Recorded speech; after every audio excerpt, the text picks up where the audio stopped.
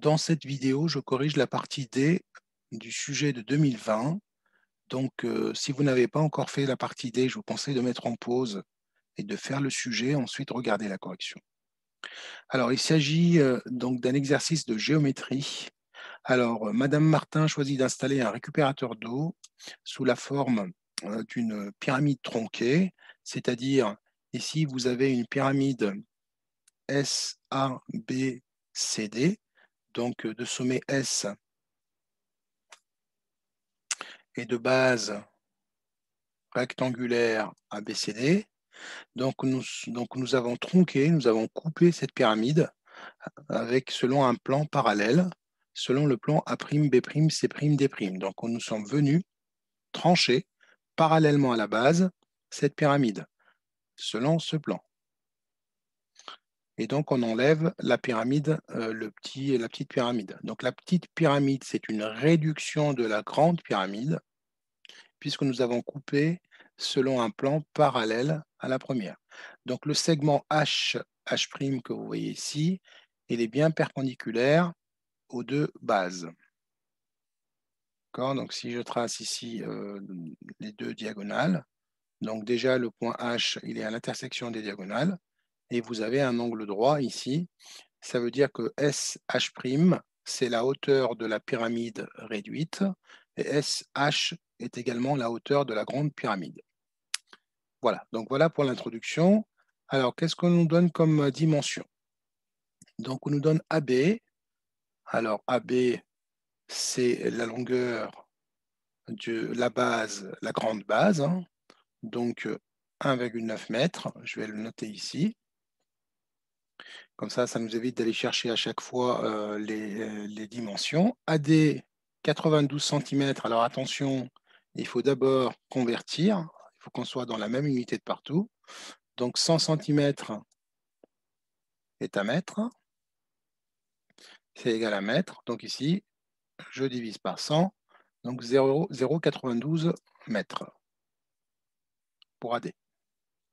HH', donc je ne vais pas le noter, j'ai plus de place, je vais tout simplement le souligner. Et SH, la hauteur, bien je vais peut-être noter ici.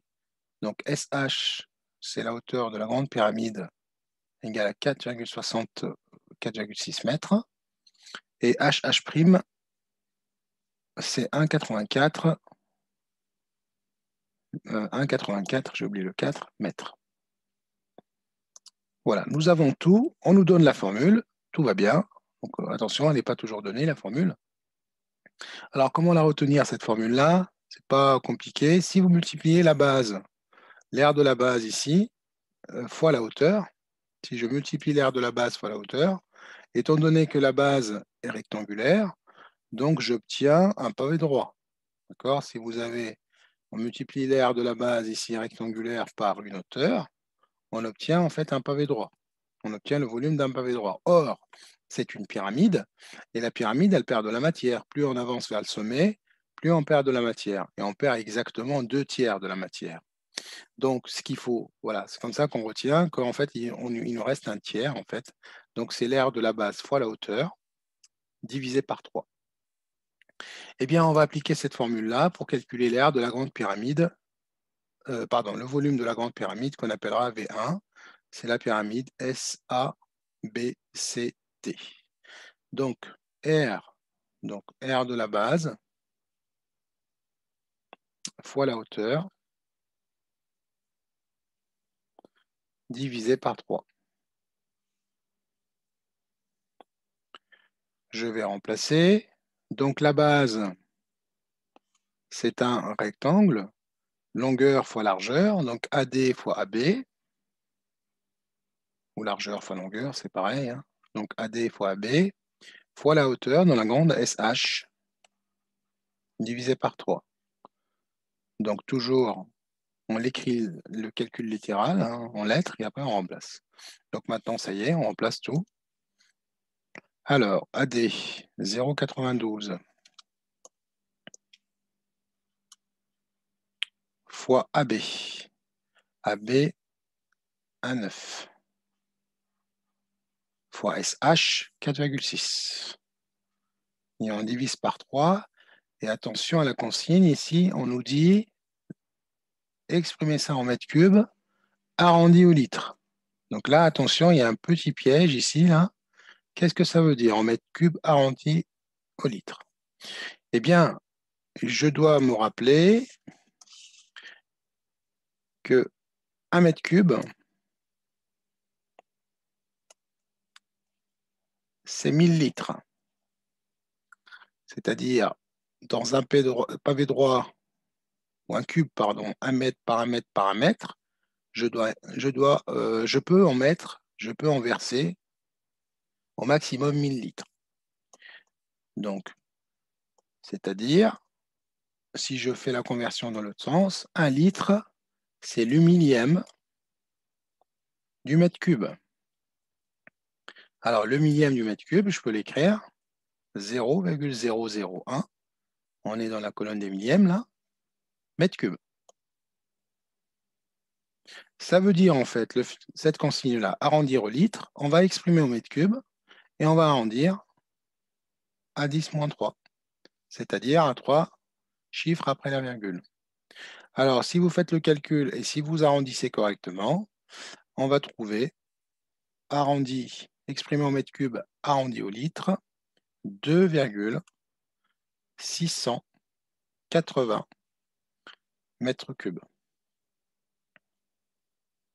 Alors, ceux qui veulent calculer l'air de la base à part, puis multiplier derrière, ils peuvent le faire sans aucun problème. On passe à la deuxième question. Donc, 2A, calculer le coefficient de réduction permettant de passer de la pyramide SABCD à la pyramide SA'B'C', D'. Alors, qu'est-ce que c'est que ça? Donc, j'avais parlé de l'histoire de la pyramide tronquée. En fait, nous avons la grande pyramide qu'on voit ici, et puis la petite que je vais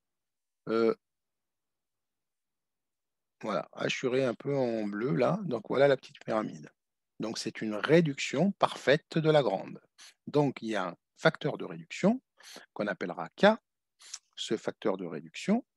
Alors, puisque c'est une réduction, donc on s'attend à un facteur K inférieur à 1. Quand c'est un agrandissement, il est supérieur à 1.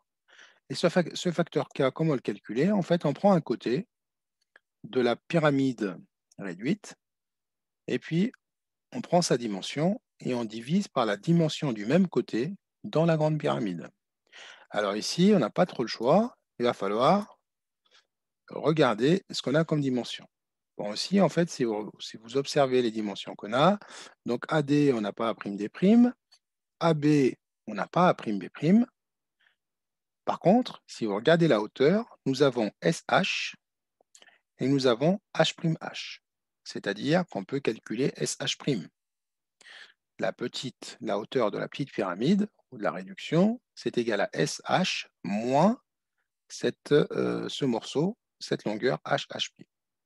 Donc voilà, donc la réduction, le facteur de réduction, on pourra le trouver en divisant SH', la hauteur de la petite pyramide, divisé par la hauteur de la grande pyramide. Et le tour est joué. Donc SH' divisé par SH.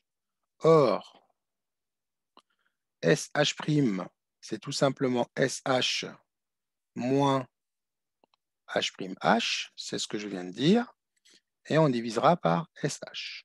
Donc, je vais remplacer par les valeurs numériques. Donc, mes valeurs numériques, SH, c'est 4,6 moins 1,84, qui est H'H, ce morceau H'H, ce segment-là, cette longueur, et on divise par SH, c'est-à-dire on divise encore par 4,6. Et on trouve 0,6. Donc le facteur de réduction, c'est toujours un nombre. Si c'est une réduction, donc il s'appelle le facteur de réduction, qui sera inférieur à 1, c'est le cas ici. Il n'a pas d'unité, c'est normal, puisqu'on a divisé des longueurs qui s'expriment dans la même unité. Bien, donc en fait, le facteur, donc toutes les longueurs ont été multipliées par 0,6. C'est-à-dire, les longueurs de la petite pyramide, c'est exactement le 6/10 de la longueur réelle, en fait, ou de la grande pyramide. Deuxième question, de B, en déduire le volume V2 de la pyramide S'A'C', en mètres cubes, toujours arrondi au litre. Eh bien là, c'est une question de cours qu'il faudra avoir en tête. Je vais développer un peu là. Alors, ou peut-être ici, et après je reviendrai. Alors, quand on a un facteur de réduction, par exemple ici 0,6, donc toutes les longueurs sont réduites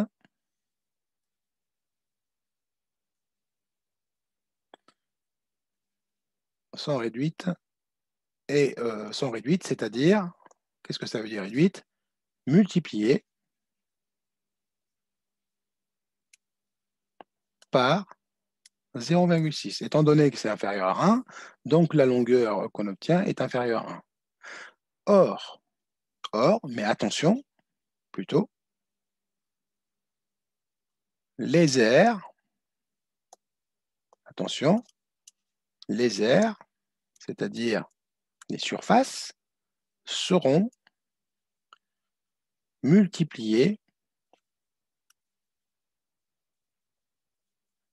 par K au carré, c'est-à-dire 0,6 fois 0,6. Comme on dit, 0,6 au carré. Alors, mais c'est facile à comprendre. Pourquoi? Si j'ai une surface, par exemple un rectangle, voilà, donc longueur en L, petit l la largeur. Si je réduis cette longueur-là en me la multipliant par 0,6, et si je réduis la largeur par 0,6, si je multiplie la longueur par 0,6, donc c'est-à-dire que j'ai réduit la longueur et j'ai réduit la largeur. Maintenant, si je veux calculer l'air, ça sera la nouvelle longueur multipliée par 0,6 fois la nouvelle largeur multipliée par 0,6. On va se retrouver avec L fois petit l, ça c'est l'air initial, fois 0,6 fois 0,6, donc fois 0,6 au carré. Donc, autrement dit, les airs seront multipliés par le facteur de réduction, mais au carré. Le même raisonnement, on le tiendra pour les volumes. Donc, les volumes sont multipliés par K au cube, c'est-à-dire, dans notre cas de figure, 0,6 au cube. Voilà, donc ça, c'est une partie de cours sur la partie réduction, agrandissement de figure. Alors, figure plane ou bien dans l'espace. Donc ici, on est plutôt dans l'espace. Donc, on a tout. Alors, le volume V2, V2, ça sera égal à V1 multiplié par donc 0,6 au cube. Alors, on va remplacer le volume qu'on avait trouvé au départ arrondi au mètre cube arrondi au litre, c'est-à-dire 0,680, et qu'on va multiplier par 0,6 accent 3. Et donc, tout compte fait, donc si je calcule ça, on va trouver donc quelque chose qui tourne autour de 0,579 mètres cubes, arrondi à 10-3, c'est-à-dire au litre. Voilà pour la question B. On va passer à la question 3. Montrer que le volume V du récupérateur d'eau est environ égal à 2,100 mètres cubes. Alors, on va revenir pour comprendre ce que c'est que le récupérateur d'eau. Je vais l'assurer en vert. En fait, c'est la pyramide tronquée, c'est-à-dire On a pris la grande pyramide, on lui a coupé, on l'a tranché ici parallèlement à la base, on jette la petite pyramide et on garde le solide obtenu. Eh bien, le solide obtenu, c'est un récupérateur d'eau tranquille, simple.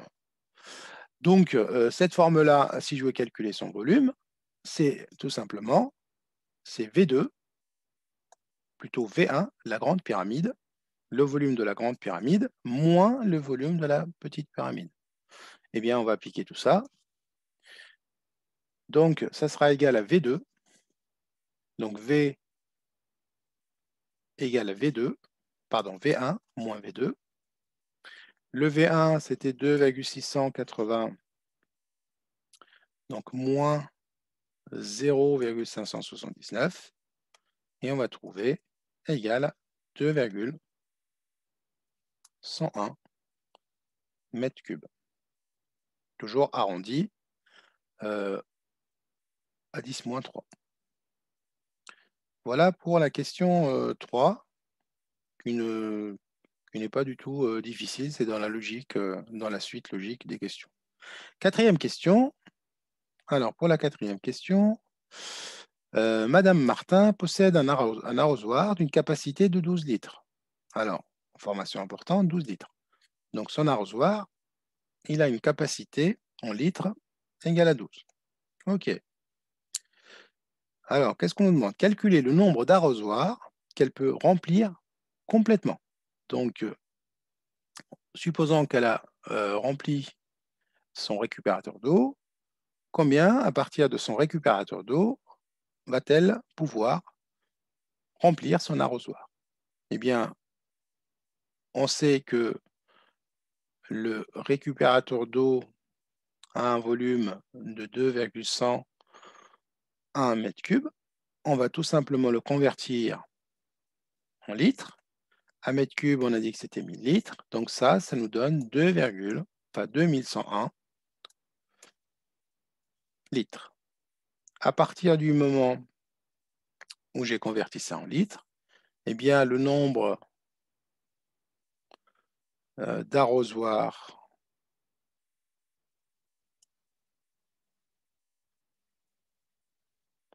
complètement plein, on va dire, nombre d'arrosoirs plein, ou complet, complet. Ça sera 2101 divisé par 12 litres. Et puis, bien sûr, on va arrondir par défaut. C'est-à-dire, il faut que l'arrosoir soit plein. Donc, on va trouver 175,08 par exemple. Voilà. Donc, soit 175 arrosoirs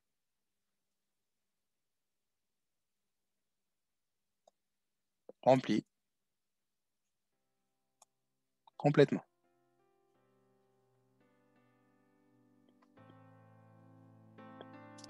Voilà. Eh bien, on arrive à la fin de la correction. Merci pour votre attention et à très bientôt. Au revoir.